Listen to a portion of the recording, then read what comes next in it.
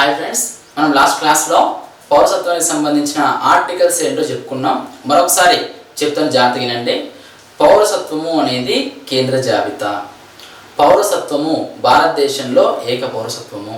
పౌరసత్వము మనం బ్రిటన్ నుంచి గ్రహించడం జరిగింది. ఏక పౌరసత్వం అనే భావాన్ని 5, 6, 7, 8, 9, 10, 11 ఆర్టికల్స్ అనేవి పౌరసత్వానికి సంబంధించినవి. 5వ ఆర్టికల్ అంటే భారత పౌరులు ఎవరు?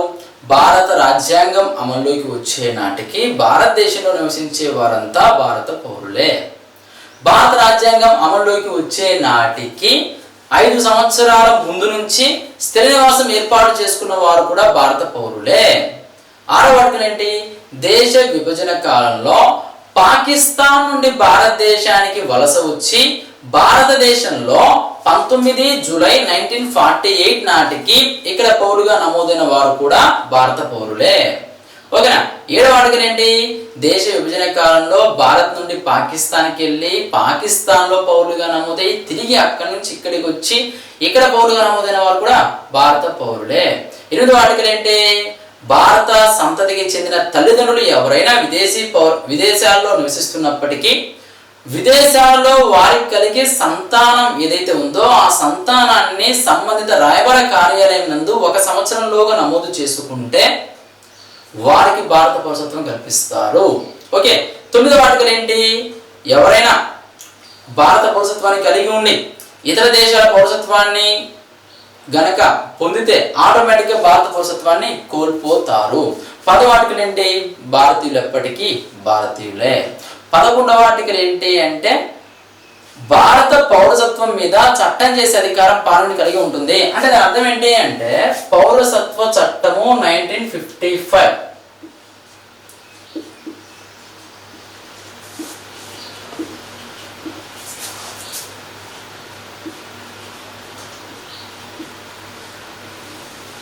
ఓకేనా? 1955 పౌరసత్వ చట్టం 1955 అంటే ఏం తెలియజేస్తుంది ఇక్కడ? పౌరసత్వ చట్టం 1955 మనకి పార్లమెంట్ రూపొందించింది. ఈ చట్టాన్ని మనము 1986, 1992, 2003, 4, 5 ఓకేనా? అదేవిధంగా 2015, 2016 రీసెంట్గా 2019లో కూడా సవరించడం జరిగినది. ఓకేనా? అంటే 86, 1, 2, 3, 4, 5, 6, 7, 8 సార్లు సవరించారు పౌరసత్వ సవరణ చట్టాన్ని. రీసెంట్ గా చేసిన సవరణ ఏంటి? 2019 సవరణ ప్రకారము అంటే మనకు వివాదాస్పదమైన బాగా NRC, national register of citizens. మనం చూసుకుంటే ఎన్ఆర్సి మనకి అస్సాంలో ఎన్ఆర్సి గురించి మీకు బాగా గుర్తుందో లేదో బాగా ఇష్యూ అయింది 2019, 20 ఆ టైంలో. ముస్లింలు అందరూ కూడా దీన్ని ఏం చేశారు? భారతదేశం లౌకిక విధానం అవలంబిస్తున్నప్పటికీ కూడా ముస్లిమేతరులందరికీ పౌరసత్వం కల్పించారు, కానీ మిగిలిన మాకు ముస్లింలకి పౌరసత్వం కల్పించడానికి పెద్ద ఎత్తున ఉద్యమాలు కూడా జరిగాయి. ఈ NRC, national register of citizens.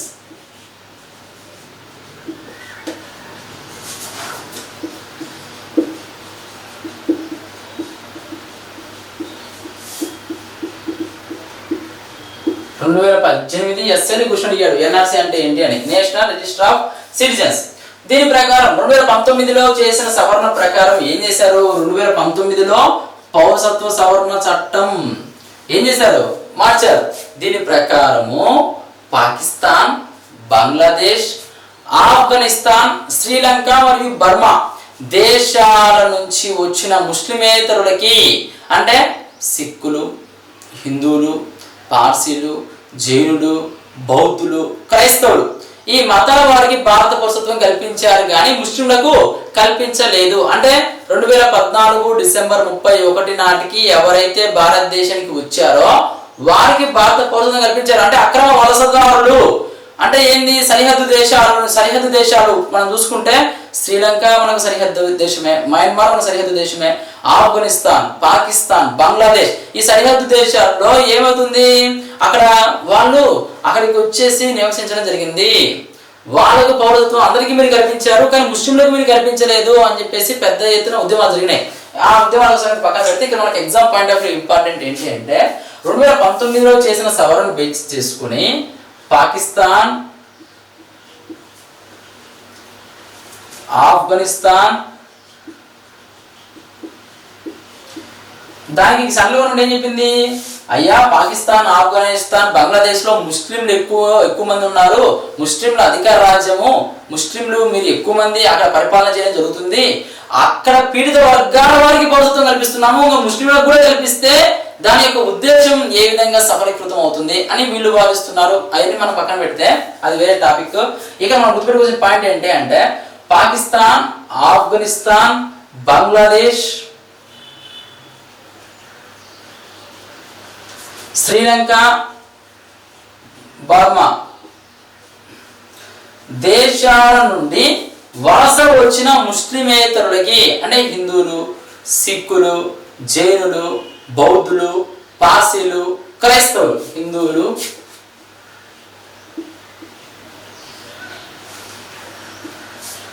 హిందువులు, సిక్కులు, జైనులు, బౌద్ధులు,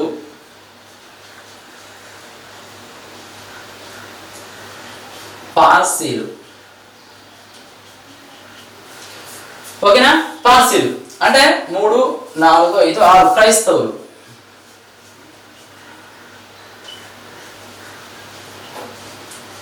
హిందువులు, సిక్కులు, జైనులు, బౌద్ధులు, పార్సీలు మరియు క్రైస్తవులు 6 మతాల వారికి ఏం చేశారు, పౌరసత్వం కల్పించారు. అయితే వీళ్ళు ఎప్పుడులోపు రావాలి, కట్ ఆఫ్ డేట్ 2014 డిసెంబర్ 31 లోపు వచ్చి ఉన్న వారికి భారత పౌరసత్వం కల్పిస్తూ 2019లో సవరణ చేశారు.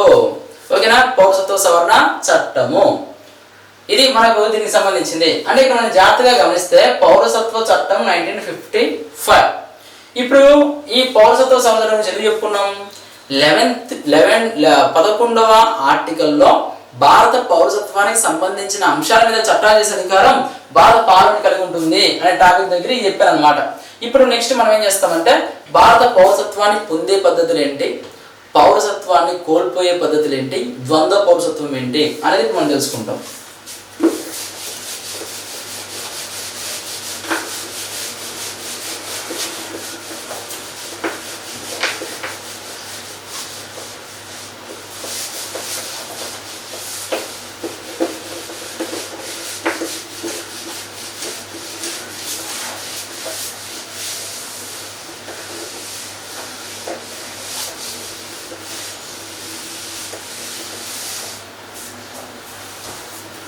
పౌరసత్వాన్ని పొందే పద్ధతులు ఏంటి అంటే పౌరసత్వాన్ని పొందే పద్ధతులు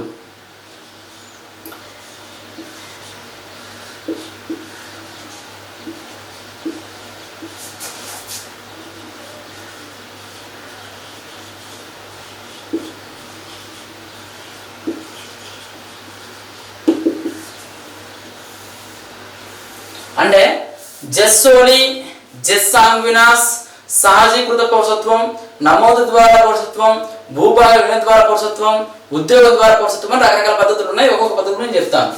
జెస్సోలి,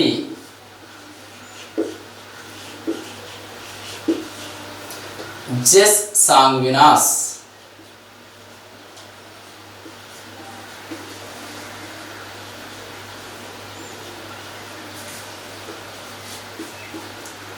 సహజీకృత పౌరసత్వం,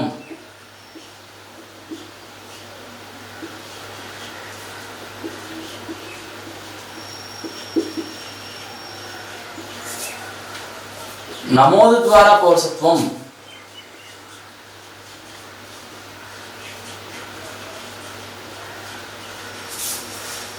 భూభాగాల విలీనం ద్వారా పౌరసత్వం, భూభాగాల విలీనం ద్వారా పౌరసత్వం, వివాహం ద్వారా పౌరసత్వం, ఉద్యోగం ద్వారా పౌరసత్వము. అంటే ఏంటి, మనం ఏం చెప్పుకున్నాము, పౌరులు చట్టబద్ధ స్థాయిని నిర్ణయిస్తుంది పౌరుడు. ఒక వ్యక్తి యొక్క చట్టబద్ధ స్థాయిని తెలియజేసేదే మనకు పౌరసత్వము. ఓకేనా? ఇక మనం జాగ్రత్తగా గమనిస్తే జెస్సోలి అంటే జన్మస్థలం ఆధారంగా కలిగే పౌరసత్వము. జన్మస్థలం ఆధారంగా అంటే ఏంటి, ఒక వ్యక్తి యొక్క జన్మస్థలాన్ని బేస్ చేసుకుని పౌరసత్వాన్ని కల్పిస్తారు. ఓకేనా? అంటే మనం చూసుకుంటే జన్మస్థలం ఆధారంగా ఇప్పుడు మనకు 1986లో చేసిన సవరణ ప్రకారము 1987 జూలై 1 నుంచి పుట్టిన వాళ్ళల్లో వాళ్ళ తల్లిదండ్రుల్లో ఎవరో ఒకళ్ళు అంటే తండ్రి కానీ భారత పౌరుడై ఉండాలి. అంటే జెస్సోలి జన్మస్థలం ఆధారంగా పౌరసత్వం విషయంలో 1987 జూలై 1 ఇందులో భాగంగా 1987 జూలై 1 తర్వాత ఎవరైతే భారతదేశంలో పుడతారో వారి తల్లిదండ్రుల్లో ఎవరో ఒకరు భారత పౌరులై ఉండాలి. అంటే దాని అర్థం ఏంటి? వారి తల్లిదండ్రుల్లో భారత పౌరులు కాకపోతే వాళ్ళు పౌరసత్వం ఇవ్వరు. అదొక సవరణ చేశారు. జెస్సోలి అంటే జన్మస్థలం ఆధారంగా.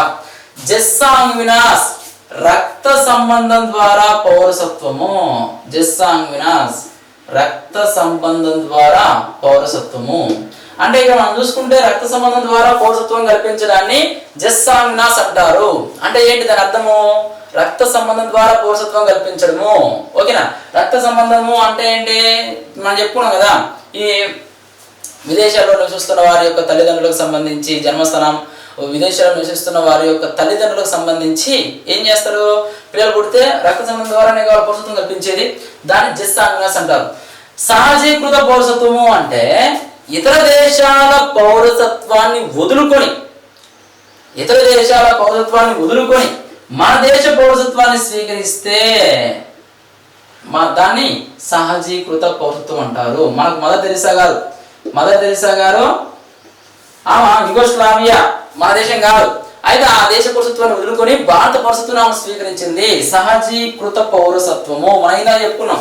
సహజ పౌరసత్వము, సహజీకృత పౌరసత్వము అని ఆర్టికల్ 10 కింద భారతీయులు ఎప్పటికీ భారతీయులే. సహజ పౌరసత్వము ఇతర దేశాల వారు ఎవరైనా వారి దేశ పౌరసత్వాన్ని వదులుకొని భారతదేశానికి వస్తే దాన్ని మనము సహజీకృత పౌరసత్వం అని చెప్పుకుంటామని కూడా చెప్పాము.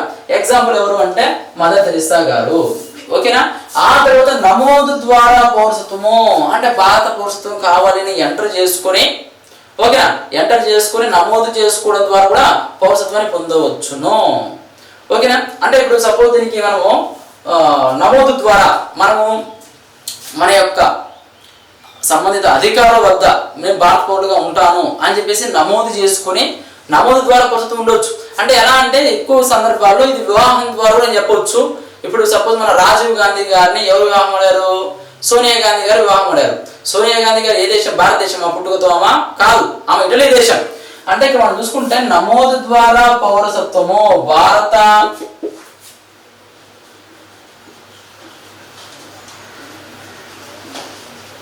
ఓకేనా భారతీయులను వివాహం చేసుకుని ఇక్కడ నమోదు చేసుకున్న ద్వారా కూడా పౌరసత్వాన్ని పొందవచ్చు. ఓకే, అయితే ఇక్కడ మనకు 1992లో ఒక సవరణ చేశారు. ఏంటి? 1992 కన్నా ముందు భారత పురుషులను వివాహం చేసుకున్న భారత స్త్రీలకు మాత్రమే, అంటే పురుషులేమో భారతీయులై ఉండాలి, స్త్రీలు ఎవరై ఉండాలి? విదేశీయులై ఉండాలి. మనకు ఎగ్జాంపుల్ మన యొక్క సోనియా గాంధీ గారు ఇటలీకి సంబంధించిన వాళ్ళు.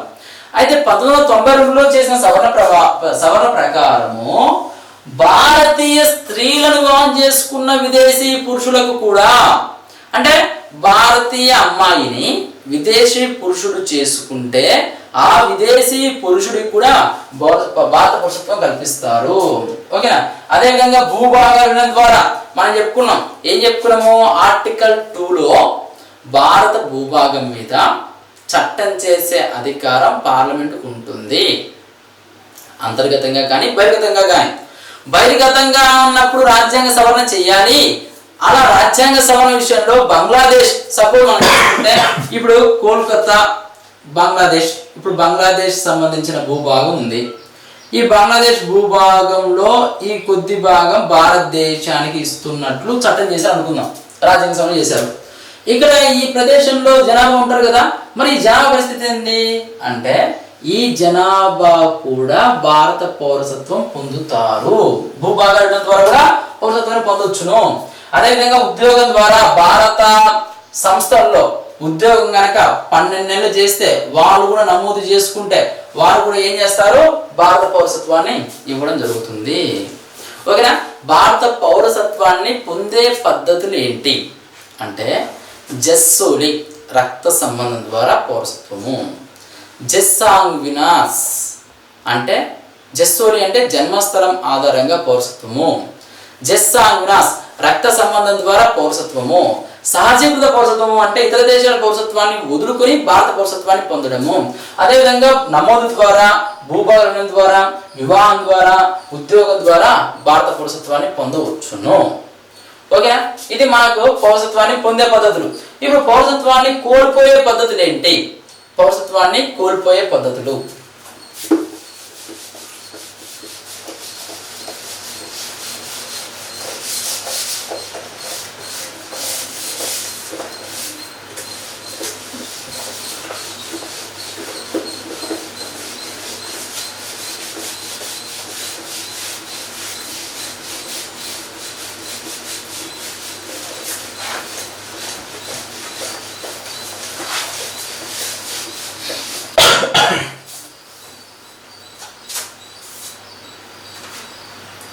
పౌరసత్వాన్ని కోల్పోయే పద్ధతులు ఏంటి?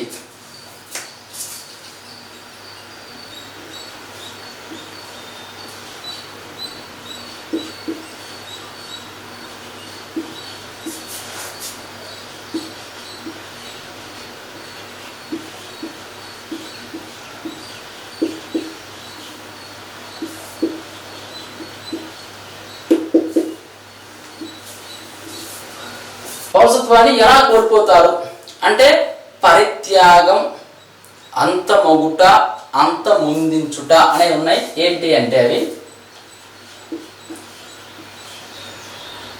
పరిత్యాగం,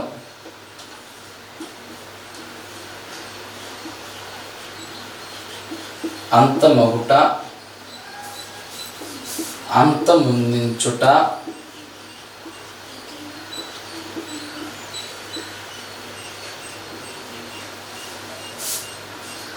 భూభాగాల ద్వారా.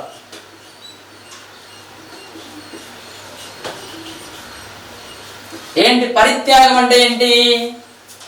ఇతర దేశాల పౌరసత్వాన్ని పొందాలన్న కోరికతో తనకు తాను స్వచ్ఛందంగా పౌరసత్వాన్ని వదులుకుంటే, అంటే స్వచ్ఛందంగా పౌరసత్వాన్ని వదులుకుంటే దాన్ని ఏమంటాం? పరిత్యాగము అంటాము. ఓకే, అంటే దాని అర్థం ఏంటి? పరిత్యాగము అంటే తనకు తాను స్వచ్ఛందంగా వదులుకోవడము మనము పరిత్యాగము. అంటే ఇప్పుడు సపోజ్ నేను భారతదేశంలో ఉండను, నేను అమెరికాకి వెళ్తాను, అమెరికా పౌరసత్వాన్ని నేను పొందుతాను అని అనుకున్నప్పుడు ఏం చేయాలా? భారత పౌరసత్వాన్ని వదులుకోవాలా. దాన్నే మనము అంటే ఇతర దేశాల పౌరసత్వాన్ని పొందాలన్న కోరికతో తనకు తానుగా స్వచ్ఛందంగా పౌరసత్వాన్ని వదులుకోవడమే స్వచ్ఛందంగా భారత పౌరసత్వాన్ని వదులుకోవడం.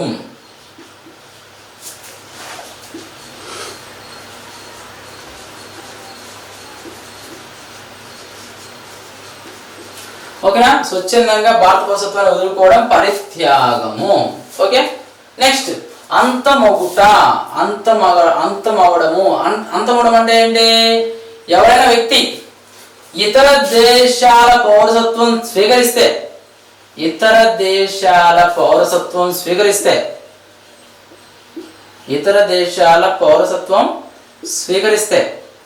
ఆటోమేటిక్గా భారత పౌరసత్వం అంతమవుతుంది. ఓకేనా? ఎవరైనా వ్యక్తి ఇతర దేశాల పౌరసత్వం స్వీకరిస్తే ఆటోమేటిక్గా భారత పౌరసత్వం అనేది అంతమవుతుంది. అది అంతమవుట. అంతమొందించడం అంటే ఏంటి? దేశద్రోహానికి పాల్పడిన అదేవిధంగా దేశ సార్వభౌమాధికారానికి భంగం కలిగించే విధంగా ప్రవర్తించిన, దేశ సార్వభౌమాధికారానికి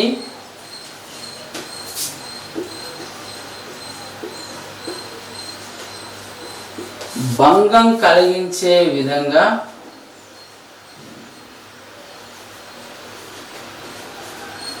ప్రవర్తించిన,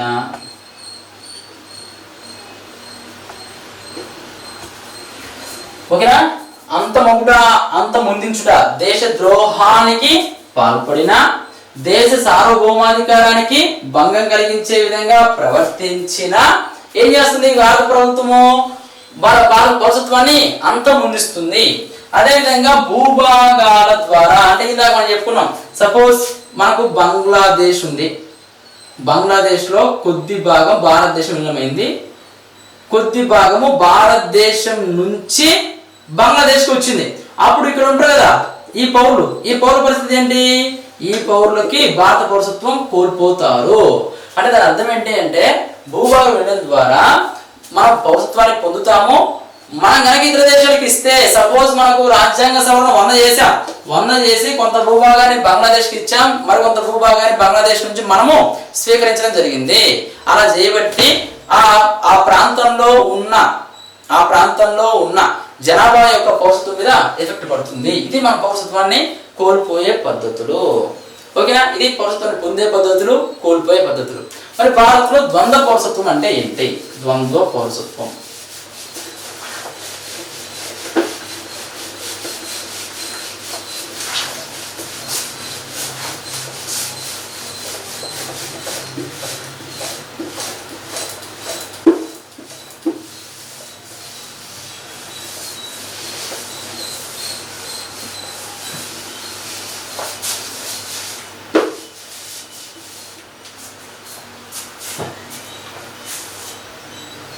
ద్వంద్వ పౌరసత్వం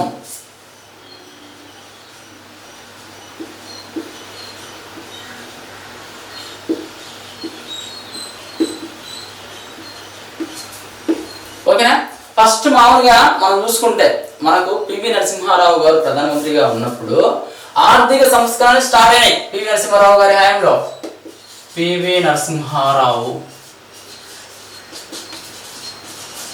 ఈయన ప్రధానిగా ఉన్నప్పుడు 1991 to 96 లో చేశాడు.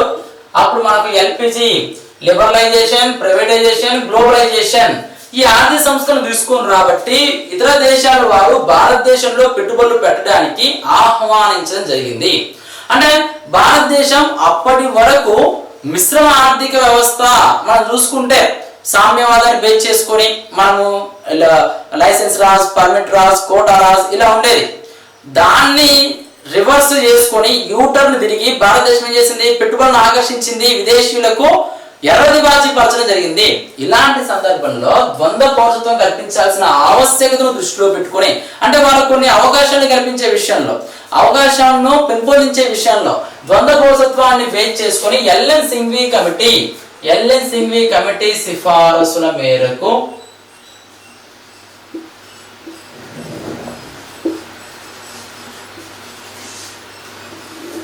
ఈ ఎల్ఎన్ సింఘ్వి కమిటీ సిఫారసుల మేరకు ద్వంద్వ పౌరసత్వాన్ని కల్పించడం జరిగినది. అంటే ఏంటి? ఇక్కడ రెండు కారణాలు ఉంటాయి. ఒకటి person of Indian origin,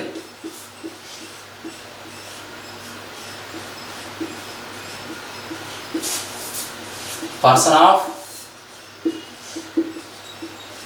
Indian origin, రెండోది overseas citizen of India. Overseas citizen of India, person of Indian origin, overseas citizen of India అని రెండు కార్డులు ఉన్నాయి. ఇక్కడ మనం జాగ్రత్తగా గమనిస్తే person of Indian origin, overseas citizen of India ఈ రెండు కార్డులు ఇచ్చారు. ఈ పర్సన్ ఆఫ్ ఇండియన్ ఆరిజిన్ అంటే మనకు కొన్ని దేశాలకు ఇచ్చారు. ఓవర్సీస్ సిటిజన్ ఆఫ్ ఇండియా అనే కార్డు కొన్ని దేశాలకు ఇచ్చారు. ఇందులో భాగంగా పర్సన్ ఆఫ్ ఇండియన్ ఆరిజిన్ ఈ కార్డు కావాలంటే పెద్దలేమో 15,000 అని, పిల్లలేమో మైనర్లేమో 7,500 రూపాయలు కట్టాలి అని, అదేవిధంగా ప్రతి 6 నెలలకు ఒకసారి రెన్యువల్ చేసుకోవాలని, గరిష్టంగా 15 సంవత్సరాలు మాత్రమే ఇండియాలో ఉండగలరని, ఇలా కొన్ని కండిషన్స్ అనేవి ఉన్నాయి. ఓకేనా? అంటే పర్సన్ ఆఫ్ ఇండియన్ ఆరిజిన్ ఇలా కొన్ని కండిషన్లు ఉన్నాయి. అదే ఓవర్సీస్ సిటిజన్ ఆఫ్ ఇండియా అయితే $275 కడితే సరిపోతుంది. దీన్ని 6 నెలలకు ఒకసారి రెన్యువల్ చేసుకోవాల్సిన అవసరం లేదు. గరిష్ట కాల పరిమితి అంటూ ఏది లేదు. అంటే ఎంత కాలమైనా భారతదేశంలో ఉండొచ్చు అని చెప్పారు. అంటే కొన్ని దేశాలకేమో person of Indian origin card, కొన్ని దేశాలకేమో overseas citizen of India card అనేది ఇవ్వడం జరిగింది. అయితే 2015లో మోడీ గారు 2014 అధికారంలోకి వచ్చిన తర్వాత విదేశాలకు ఎక్కువ ప్రాధాన్యత ఇచ్చారు. విదేశీ పర్యటన ఎక్కువ చేశారు, విదేశంలో ఎక్కువగా పెట్టుబడి పెట్టాలని ఆకర్షించడం జరిగింది. ఆయన దేశాల పర్యటనకి వెళ్ళినప్పుడు అమెరికా లాంటి దేశాలకి ఈ రెండు కార్డుల స్థానంలో OCI card holders, overseas citizen of India card holders ఆయన తీసుకొచ్చాడు. ఈ ఓసిఐ అంటే దీని ప్రకారము ఒక 12 నెలలు భారతదేశంలో ఉద్యోగం చేసి ఉండాలి అని. 12 నెలలు అంటే ఒక సంవత్సరం ఉండేది ఇంతకు ముందు. అలా కాకుండా నెలకు 30 రోజులు లెక్కన కొన్ని రోజులు యాడ్ అయినా కానీ పర్లేదని overseas citizen of India card holders అనే దాన్ని తీసుకొని రావడం జరిగినది. ఓకేనా? ఈ ద్వంద్వ పౌరసత్వం సంబంధించిన అంశం ఇది 2015 సవరణ ద్వారా. ఓకే, అంటే ఓసిఐ కార్డ్ హోల్డర్స్ ఏం లేదండి, ఈ overseas citizen of India card holders కలిగి ఉంటే వాళ్లకు భారతదేశంలో విద్య విషయాలలో, వైద్య విషయాలలో, క్రీడా విషయాలలో, సామాజిక విషయాలలో, కళల రంగాలలో అన్నిట్లో కూడా వాళ్ళకు భారతీయులతో సమాన హోదా ఉంటుంది. ఇంకా వాళ్ళ భారతీయ హోదా ఉంటుంది. వాళ్ళకు లేని హక్కులు ఏంటి అంటే ఎక్సెప్ట్ పొలిటికల్ రైట్స్. ద్వంద్వ పౌరసత్వం కలిగి ఉన్న వాళ్ళకు రాజకీయ హక్కులు ఉండవు. అంటే వాళ్ళు రాజకీయంగా పోటీ చేయడానికి ఎమ్మెల్యే పదవికి, ఎంపీ పదవికి అట్లా కూడా చేయడం లేదు. కానీ వాళ్ళు ఇక్కడ ఆస్తులు సంపాదించుకోవచ్చా? సంపాదించుకోవచ్చు. వాళ్ళు ఇక్కడ పెట్టుబడులు పెట్టవచ్చా? పెట్టుబడులు కూడా పెట్టవచ్చును. ఓకేనా? వాళ్ళ విద్య విషయంలో, వైద్య విషయంలో, క్రీడల విషయంలో, సామాజికంగా, కళల విషయంలో అన్నిటి పరంగా వాళ్ళకు అవకాశం ఉంటుంది. అయితే వాళ్ళకు లేనిది ఏంటి అంటే వాళ్ళకు లేని హక్కులు ఏంటి అంటే వాళ్ళకు రాజకీయ హక్కులు అనేవి ఉండవు. ఓకేనా? ఇదేంటి పౌరసత్వానికి సంబంధించిన అంశము. అంటే ఇక్కడ మనం జాగ్రత్తగా గమనిస్తే పౌరసత్వము అంటే ఇందులో మనకు ఆర్టికల్స్ ఏంటి, రీసెంట్ చేంజెస్ ఏంటి, ఏవైనా ఇప్పుడు సపోజ్ మనం చూసుకుంటే డేవిడ్ హాప్కిన్స్ అనే కేసులో సుప్రీంకోర్టు ఏం చెప్పింది అంటే పౌరసత్వము ఇవ్వండి. David Hopkins versus union of India కేసులో పౌరసత్వం ఇవ్వండి, పౌరసత్వము మాకు కంపల్సరీ కావాలి అని చెప్పేసి ఏం చేయాలి అని మనం డిమాండ్ చేయొచ్చా? డిమాండ్ చేయడానికి లేదు గవర్నమెంట్ని. అంటే పౌరసత్వం ఇవ్వడము అనేది భారత ప్రభుత్వం యొక్క విచక్షణాధికారము అని డేవిడ్ హాప్కిన్స్ కేసులో సుప్రీంకోర్టు చెప్పడం జరిగినది. మనకు బంగ్లాదేశ్ వివాదాస్పద రచయిత్రి తస్లిమా నస్రీన్కి మనం పౌరసత్వం ఇవ్వలేదు. అంటే పౌరసత్వం మాకు కావాలి, పౌరసత్వం కంపల్సరీ ఇవ్వాల్సిందే అని మనం కోర్టులో వెళ్ళి కేసు వేయచ్చా? లేదు. ఆ పౌరసత్వం ఇవ్వడము అనేది భారత ప్రభుత్వం యొక్క విచక్షణ అధికారము. ఓకేనా? ఇది ఫ్రెండ్స్ మన పౌరసత్వం సంబంధించిన అంశాలు. నెక్స్ట్ క్లాస్లో మనం ప్రాథమిక గురించి డిస్కషన్ చేసుకుందాం. ఓకేనా? Thank you. హాయ్ ఫ్రెండ్స్, మనం లాస్ట్ క్లాస్లో పౌరసత్వానికి సంబంధించిన ఆర్టికల్స్ ఏంటో చెప్పుకున్నాం. మరొకసారి చెప్తాను, జాగ్రత్తగా వినండి. పౌరసత్వము అనేది కేంద్ర జాబితా. పౌరసత్వము భారతదేశంలో ఏక పౌరసత్వము. పౌరసత్వము మనం బ్రిటన్ నుంచి గ్రహించడం జరిగింది, ఏక పౌరసత్వం అనే భావన. 5, 6, 7, 8, 9, 10, 11 ఆర్టికల్స్ అనేవి పౌరసత్వానికి సంబంధించినవి. 5వ ఆర్టికల్ అంటే భారత పౌరులు ఎవరు? భారత రాజ్యాంగం అమల్లోకి వచ్చే నాటికి భారతదేశంలో నివసించే వారంతా భారత పౌరులే. భారత రాజ్యాంగం అమల్లోకి వచ్చే నాటికి 5 సంవత్సరాల ముందు నుంచి స్థిర నివాసం ఏర్పాటు చేసుకున్న వారు కూడా భారత పౌరులే. 6వ ఆర్టికల్ ఏంటి? దేశ విభజన కాలంలో పాకిస్తాన్ నుండి భారతదేశానికి వలస వచ్చి భారతదేశంలో 19 జూలై 1948 నాటికి ఇక్కడ పౌరుగా నమోదైన వారు కూడా భారత పౌరులే. ఓకేనా? 7వ ఆర్టికల్ ఏంటి? దేశ విభజన కాలంలో భారత్ నుండి పాకిస్తాన్కి వెళ్ళి పాకిస్తాన్లో పౌరులుగా నమోదై తిరిగి అక్కడి నుంచి ఇక్కడికి వచ్చి ఇక్కడ పౌరులుగా నమోదైన వారు కూడా భారత పౌరులే. 8వ ఆర్టికల్ ఏంటి? భారత సంతతికి చెందిన తల్లిదండ్రులు ఎవరైనా విదేశాల్లో నివసిస్తున్నప్పటికీ విదేశాల్లో వారికి కలిగే సంతానం ఏదైతే ఉందో ఆ సంతానాన్ని సంబంధిత రాయబార కార్యాలయం నందు 1 సంవత్సరంలోగా నమోదు చేసుకుంటే వారికి భారత పౌరసత్వం కల్పిస్తారు. ఓకే. 9వ ఆర్టికల్ ఏంటి? ఎవరైనా భారత పౌరసత్వాన్ని కలిగి ఉండి ఇతర దేశాల పౌరసత్వాన్ని గనక పొందితే ఆటోమేటిక్గా భారత పౌరసత్వాన్ని కోల్పోతారు. 10వ ఆర్టికల్ ఏంటి? భారతీయులు ఎప్పటికీ భారతీయులే. 11వ ఆర్టికల్ ఏంటి అంటే భారత పౌరసత్వం మీద చట్టం చేసే అధికారం పాలన కలిగి ఉంటుంది. అంటే దాని అర్థం ఏంటి అంటే పౌరసత్వ చట్టము 1955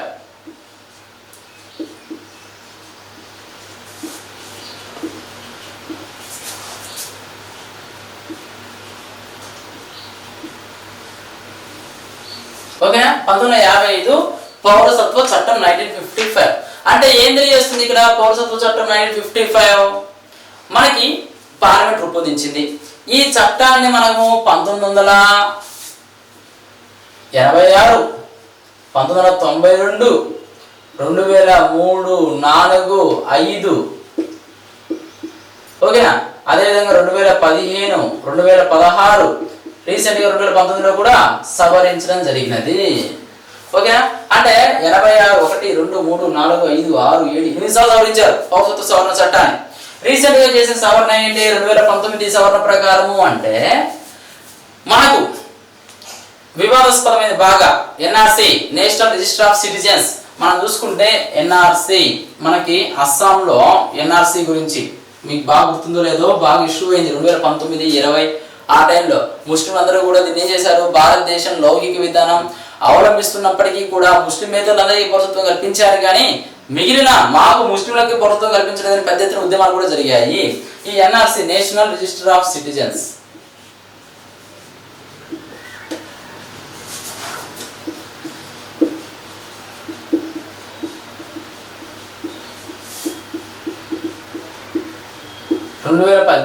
ఎస్ఐని క్వశ్చన్ అడిగాడు ఎన్ఆర్సి అంటే ఏంటి అని, నేషనల్ రిజిస్టర్ ఆఫ్ సిటిజన్స్.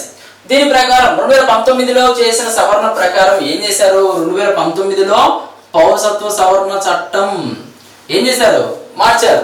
దీని ప్రకారము పాకిస్తాన్, బంగ్లాదేశ్, ఆఫ్ఘనిస్తాన్, శ్రీలంక మరియు బర్మా దేశాల నుంచి వచ్చిన ముస్లిమేతరులకి, అంటే సిక్కులు, హిందువులు, పార్సీలు, జైనులు, బౌద్ధులు, క్రైస్తవులు ఈ మతాల వారికి భారత పౌరసత్వం కల్పించారు, కానీ ముస్లింలకు కల్పించలేదు. అంటే 2014 డిసెంబర్ 31 నాటికి ఎవరైతే భారతదేశానికి వచ్చారో వారికి భారత పౌరసత్వం కల్పించారు. అంటే అక్రమ వలసదారులు అంటే ఏంది? సరిహద్దు దేశాలు మనం చూసుకుంటే శ్రీలంక మనకు సరిహద్దు దేశమే, మయన్మార్ మన సరిహద్దు దేశమే, ఆఫ్ఘనిస్తాన్, పాకిస్తాన్, బంగ్లాదేశ్ ఈ సరిహద్దు దేశాల్లో ఏమవుతుంది? అక్కడ వాళ్ళు అక్కడికి వచ్చేసి నివసించడం జరిగింది. వాళ్ళకు పౌరసత్వం అందరికీ మీరు కల్పించారు, కానీ ముస్లింలకు మీరు కల్పించలేదు అని చెప్పేసి పెద్ద ఎత్తున ఉద్యమాలు జరిగినాయి. ఆ ఉద్యమాల సంగతి పక్కన పెడితే ఇక్కడ మనకి exam point of view important ఏంటి అంటే 2019లో చేసిన సవరణ బేస్ చేసుకుని పాకిస్తాన్, ఆఫ్ఘనిస్తాన్ దానికి సెంట్రల్ గవర్నమెంట్ ఏం చెప్పింది?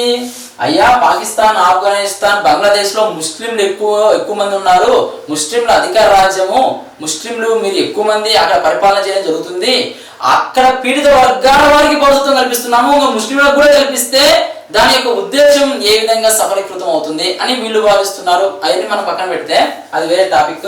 ఇక మనం గుర్తుపెట్టుకోవాల్సిన పాయింట్ ఏంటి అంటే పాకిస్తాన్, ఆఫ్ఘనిస్తాన్, బంగ్లాదేశ్, శ్రీలంక, బర్మా దేశాల నుండి వలస వచ్చిన ముస్లిమేతరులకి, అంటే హిందువులు, సిక్కులు, జైనులు, బౌద్ధులు, పార్సీలు, క్రైస్తవులు,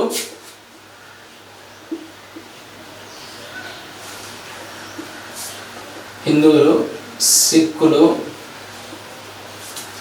జైనులు, బౌద్ధులు,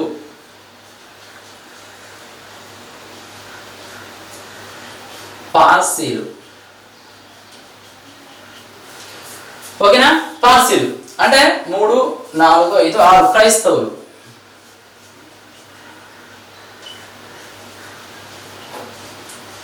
హిందువులు, సిక్కులు, జైనులు, బౌద్ధులు, పార్సీలు మరియు క్రైస్తవులు 6 మతాల వారికి ఏం చేశారు? పౌరసత్వం కల్పించారు. అయితే వీళ్ళు ఎప్పుడులోపు రావాలి? కట్ ఆఫ్ డేట్ 2014 డిసెంబర్ 31 లోపు వచ్చి ఉన్న వారికి భారత పౌరసత్వం కల్పిస్తూ 2019లో సవరణ చేశారు.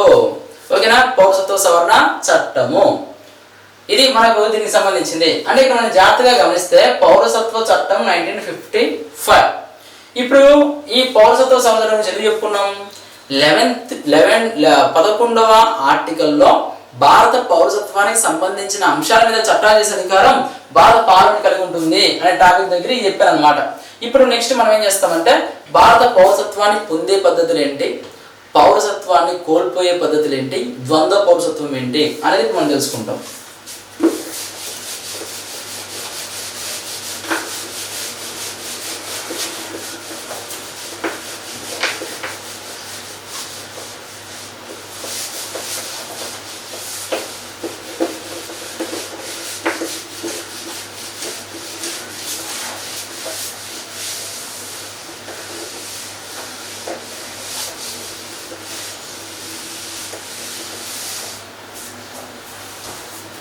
పౌరసత్వాన్ని పొందే పద్ధతులు ఏంటి అంటే, పౌరసత్వాన్ని పొందే పద్ధతులు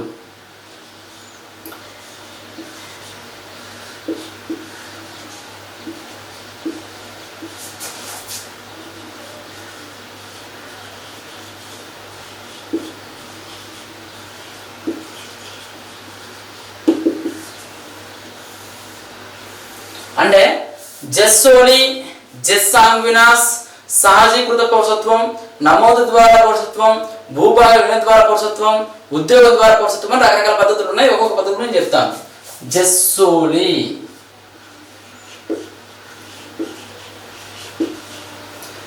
జెస్ సాంగ్వినాస్,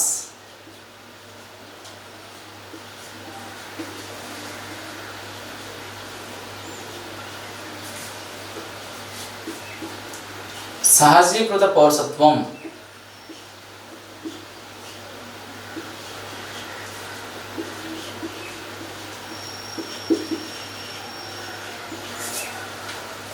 నమోదు ద్వారా పౌరసత్వం,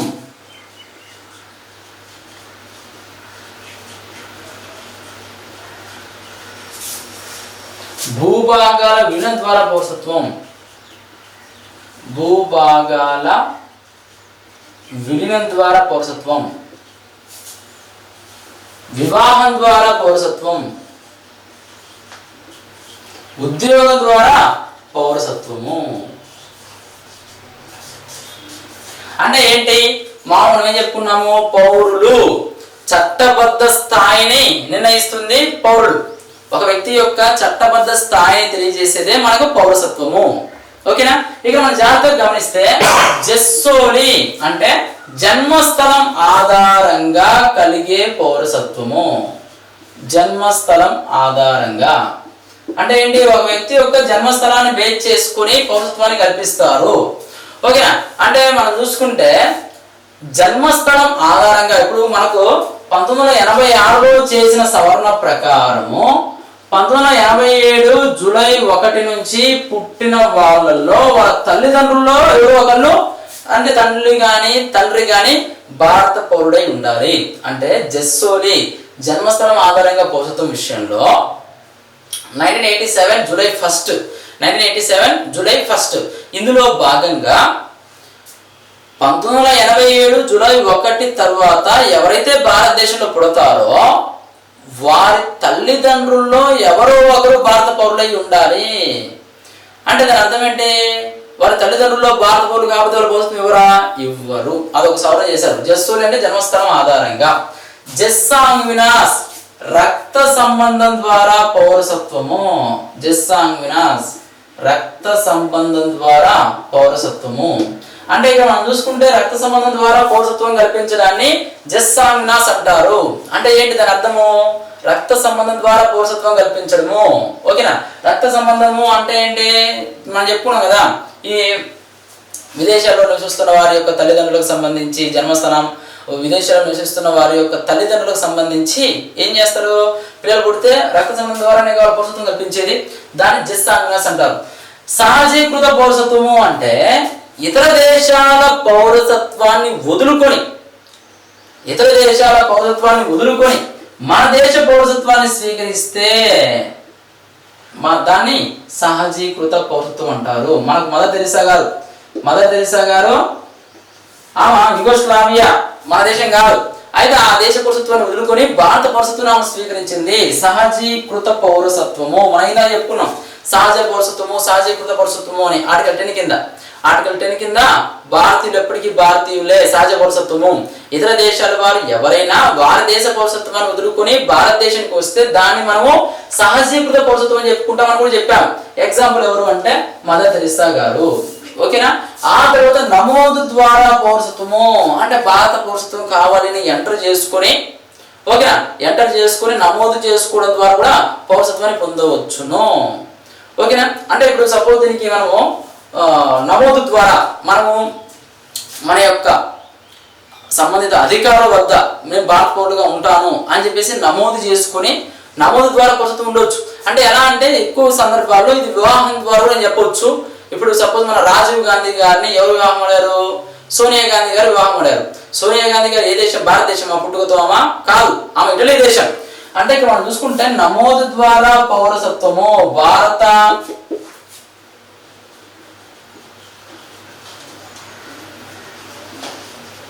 ఓకేనా భారతీయులను వివాహం చేసుకుని ఇక్కడ నమోదు చేసుకున్న ద్వారా కూడా పౌరసత్వాన్ని పొందవచ్చు. ఓకే. అయితే ఇక్కడ మనకు 1992లో ఒక సవరణ చేశారు. ఏంటి? 1992 కన్నా ముందు భారత పురుషులను వివాహం చేసుకున్న భారత స్త్రీలకు మాత్రమే, అంటే పురుషులేమో భారతీయులై ఉండాలి, స్త్రీలు ఎవరై ఉండాలి? విదేశీయులై ఉండాలి. మనకు ఎగ్జాంపుల్ మన యొక్క సోనియా గాంధీ గారు ఇటలీకి సంబంధించిన వాళ్ళు. అయితే 1992లో చేసిన సవరణ ప్రకారము భారతీయ స్త్రీలను వివాహం చేసుకున్న విదేశీ పురుషులకు కూడా, అంటే భారతీయ అమ్మాయిని విదేశీ పురుషుడు చేసుకుంటే ఆ విదేశీ పురుషుడికి కూడా భారత పౌరసత్వం కల్పిస్తారు. ఓకేనా. అదేవిధంగా భూభాగం ద్వారా మనం చెప్పుకున్నాం. ఏం చెప్పుకున్నాము? ఆర్టికల్ 2లో భారత భూభాగం మీద చట్టం చేసే అధికారం పార్లమెంటుకు ఉంటుంది, అంతర్గతంగా కానీ బహిర్గతంగా కానీ. బహిర్గతంగా ఉన్నప్పుడు రాజ్యాంగ సవరణ చేయాలి. అలా రాజ్యాంగ సవరణ విషయంలో బంగ్లాదేశ్ సపోజ్ మనం చూసుకుంటే ఇప్పుడు కోల్కతా బంగ్లాదేశ్, ఇప్పుడు బంగ్లాదేశ్ సంబంధించిన భూభాగం ఉంది. ఈ బంగ్లాదేశ్ భూభాగంలో ఈ కొద్ది భాగం భారతదేశానికి ఇస్తున్నట్లు చట్టం చేశారు అనుకుందాం, రాజ్యాంగ సవరణ చేశారు. ఇక్కడ ఈ ప్రదేశంలో జనాభా ఉంటారు కదా, మరి ఈ జనాభా పరిస్థితి ఏంటి అంటే ఈ జనాభా కూడా భారత పౌరసత్వం పొందుతారు. భూభాగాల ద్వారా కూడా పౌరసత్వాన్ని పొందొచ్చును.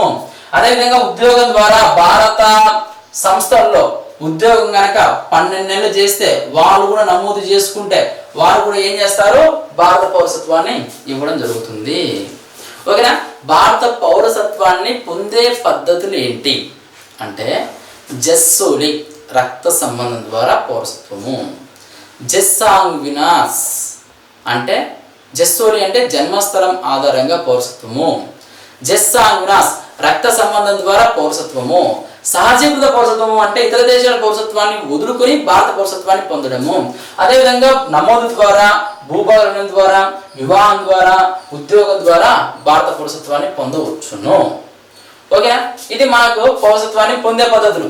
ఇప్పుడు పౌరసత్వాన్ని కోల్పోయే పద్ధతులు ఏంటి? పౌరసత్వాన్ని కోల్పోయే పద్ధతులు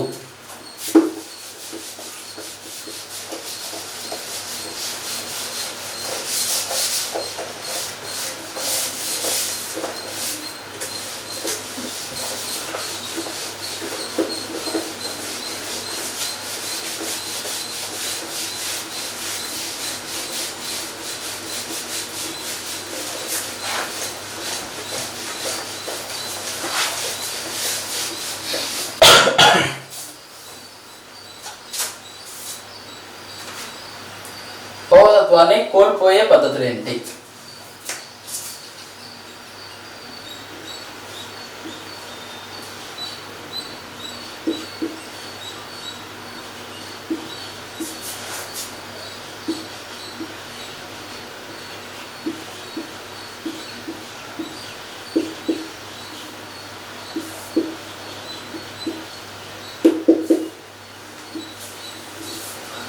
పౌరసత్వాన్ని ఎలా కోల్పోతారు అంటే పరిత్యాగం, అంతమొగుట, అంతమొందించుట అనేవి ఉన్నాయి. ఏంటి అంటే అవి పరిత్యాగం,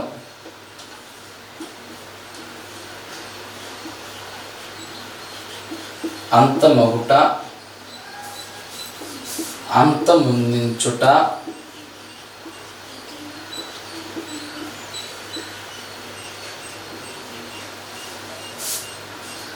భూభాగాల ద్వారా.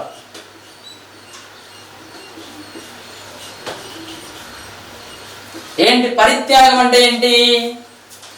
ఇతర దేశాల పౌరసత్వాన్ని పొందాలన్న కోరికతో తనకు తాను స్వచ్ఛందంగా పౌరసత్వాన్ని వదులుకుంటే, అంటే స్వచ్ఛందంగా పౌరసత్వాన్ని వదులుకుంటే దాన్ని ఏమంటాం?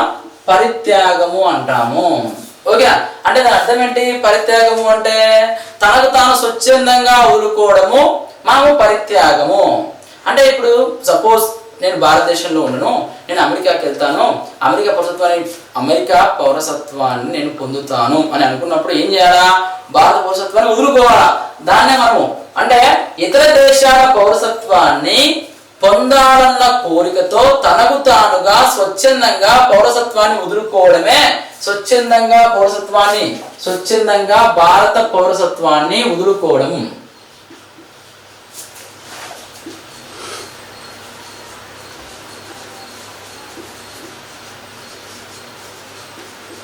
ఓకేనా? స్వచ్ఛందంగా భారత పౌరసత్వాన్ని వదులుకోవడం పరిత్యాగము. Okay, next అంతమొగుట. అంతమవడము అంటే ఏంటి?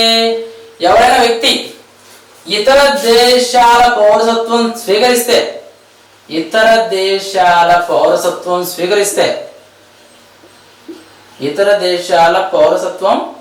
స్వీకరిస్తే ఆటోమేటిక్గా భారత పౌరసత్వం అంతమవుతుంది. ఓకేనా? ఎవరైనా వ్యక్తి ఇతర దేశాల పౌరసత్వం స్వీకరిస్తే ఆటోమేటిక్గా భారత పౌరసత్వం అనేది అంతమవుతుంది. అది అంతమవుట. అంతమొందించడం అంటే ఏంటి? దేశద్రోహానికి పాల్పడిన అదేవిధంగా దేశ సార్వభౌమాధికారానికి భంగం కలిగించే విధంగా ప్రవర్తించిన, దేశ సార్వభౌమాధికారానికి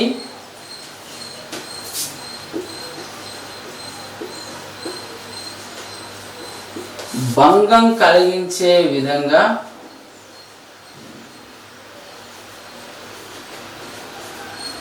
ప్రవర్తించిన,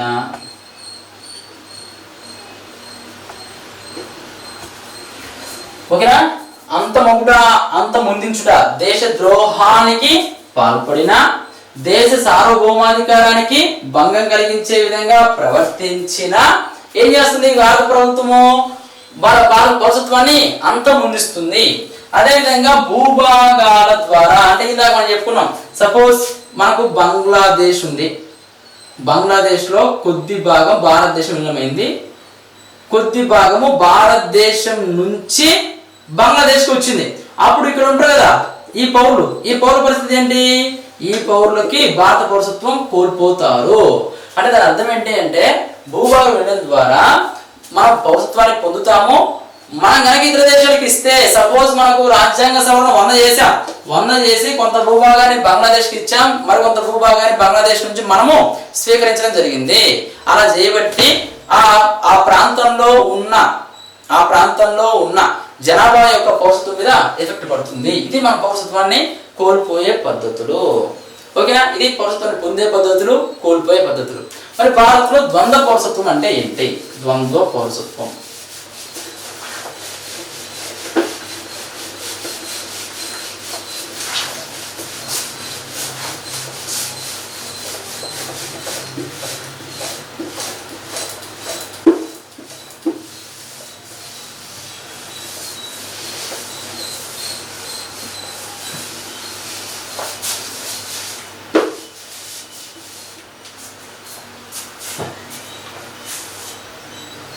ద్వంద్వ పౌరసత్వం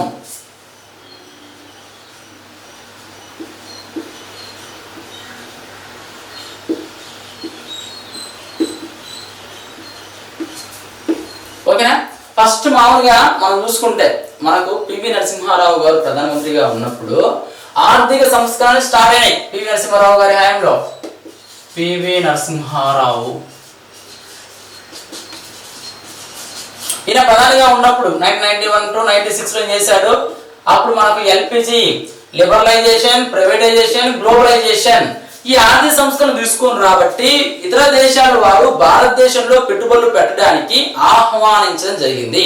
అంటే భారతదేశం అప్పటి వరకు మిశ్రమ ఆర్థిక వ్యవస్థ మనం చూసుకుంటే సామ్యవాదాన్ని బేస్ చేసుకొని మనము license raj, permit raj, quota raj ఇలా ఉండేది. దాన్ని రివర్స్ చేసుకొని యూటర్న్ తిరిగి భారతదేశం ఏం చేసింది, పెట్టుబడులను ఆకర్షించింది, విదేశీయులకు ఎర్రదిబాజీ పరచడం జరిగింది. ఇలాంటి సందర్భంలో ద్వంద్వ పౌరసత్వం కల్పించాల్సిన ఆవశ్యకతను దృష్టిలో పెట్టుకొని, అంటే వాళ్ళకు కొన్ని అవకాశాలను కల్పించే విషయంలో, అవకాశాలను పెంపొందించే విషయంలో ద్వంద్వ పౌరసత్వాన్ని బేస్ చేసుకొని ఎల్ఎన్ సింఘ్వి కమిటీ సిఫారసుల మేరకు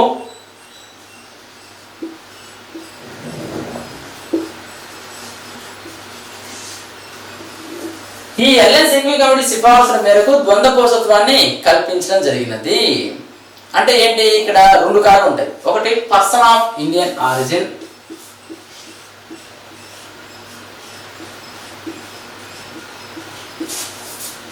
పర్సన్ ఆఫ్ ఇండియన్ ఆరిజిన్, రెండోది overseas citizen of India. Overseas citizen of India, person of Indian origin, overseas citizen of India అని రెండు కారణాలు ఉన్నాయి. ఇక్కడ మనం జాగ్రత్తగా గమనిస్తే person of Indian origin, overseas citizen of India ఈ రెండు కారణాలు ఇచ్చారు. ఈ పర్సన్ ఆఫ్ ఇండియన్ ఆరిజిన్ అంటే మనకు కొన్ని దేశాలకు ఇచ్చారు. ఓవర్సీస్ సిటిజన్ ఆఫ్ ఇండియా అనే కార్డు కొన్ని దేశాలకు ఇచ్చారు. ఇందులో భాగంగా పర్సన్ ఆఫ్ ఇండియన్ ఆరిజిన్ ఈ కార్డు కావాలంటే పెద్దలేమో 15,000 అని, పిల్లలేమో మైనర్లేమో 7,500 రూపాయలు కట్టాలి అని, అదేవిధంగా ప్రతి 6 నెలలకు ఒకసారి రెన్యువల్ చేసుకోవాలని, గరిష్టంగా 15 సంవత్సరాలు మాత్రమే ఇండియాలో ఉండగలరని, ఇలా కొన్ని కండిషన్స్ అనేవి ఉన్నాయి. ఓకేనా, అంటే పర్సన్ ఆఫ్ ఇండియన్ ఆరిజిన్ ఇలా కొన్ని కండిషన్లు ఉన్నాయి. అదే ఓవర్సీస్ సిటిజన్ ఆఫ్ ఇండియా అయితే $275 కడితే సరిపోతుంది. దీన్ని 6 నెలలకు ఒకసారి రెన్యువల్ చేసుకోవాల్సిన అవసరం లేదు. గరిష్ట కాల పరిమితి అంటూ ఏది లేదు. అంటే ఎంత కాలమైనా భారతదేశంలో ఉండొచ్చు అని చెప్పారు. అంటే కొన్ని దేశాలకేమో person of Indian origin card, కొన్ని దేశాలకేమో overseas citizen of India card అనేది ఇవ్వడం జరిగింది. అయితే 2015లో మోడీ గారు 2014 అధికారంలోకి వచ్చిన తర్వాత విదేశాలకు ఎక్కువ ప్రాధాన్యత ఇచ్చారు, విదేశీ పర్యటనలు ఎక్కువ చేశారు, విదేశంలో ఎక్కువగా పెట్టుబడులు పెట్టాలని ఆకర్షించడం జరిగింది. ఆయన దేశాల పర్యటనకి వెళ్ళినప్పుడు అమెరికా లాంటి దేశాలకి ఈ రెండు కార్డుల స్థానంలో OCI card holders, overseas citizen of India card holders ఆయన తీసుకొచ్చాడు. ఈ ఓసిఐ అంటే దీని ప్రకారము ఒక 12 నెలలు భారతదేశంలో ఉద్యోగం చేసి ఉండాలి అని. 12 నెలలు అంటే 1 సంవత్సరం ఉండేది ఇంతకు ముందు.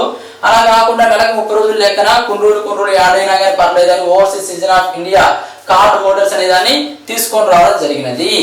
ఓకేనా, ఈ ద్వంద్వ పౌరసత్వం సంబంధించిన అంశం ఇది 2015 సవరణ ద్వారా. ఓకే, అంటే ఓసిఐ కార్డు హోల్డర్స్ ఏం లేదండి, ఈ overseas citizen of India card holders కలిగి ఉంటే వాళ్లకు భారతదేశంలో విద్య విషయాలలో, వైద్య విషయాలలో, క్రీడా విషయాలలో, సామాజిక విషయాలలో, కళల రంగాలలో అన్నిట్లో కూడా వాళ్ళకు భారతీయులతో సమాన హోదా ఉంటుంది. ఇంకా భారతీయ హోదా ఉంటుంది. వాళ్ళకు లేని హక్కులు ఏంటి అంటే ఎక్సెప్ట్ పొలిటికల్ రైట్స్. ద్వంద్వ పౌరసత్వం కలిగి ఉన్న వాళ్ళకు రాజకీయ హక్కులు ఉండవు. అంటే వాళ్ళు రాజకీయంగా పోటీ చేయడానికి ఎమ్మెల్యే పదవికి, ఎంపీ పదవికి అట్లా కూడా చేయడానికి లేదు. కానీ వాళ్ళు ఇక్కడ ఆస్తులు సంపాదించుకోవచ్చు. వాళ్ళు ఇక్కడ పెట్టుబడులు పెట్టవచ్చా, పెట్టుబడులు కూడా పెట్టవచ్చును. ఓకేనా, వాళ్ళ విద్య విషయంలో, వైద్య విషయంలో, క్రీడల విషయంలో, సామాజికంగా కళల విషయంలో అన్నిటి పరంగా వాళ్ళకు అవకాశం ఉంటుంది. అయితే వాళ్ళకు లేనిది ఏంటి అంటే వాళ్ళకు లేని హక్కులు ఏంటి అంటే వాళ్ళకు రాజకీయ హక్కులు అనేవి ఉండవు. ఓకేనా, ఇదేంటి పౌరసత్వానికి సంబంధించిన అంశము.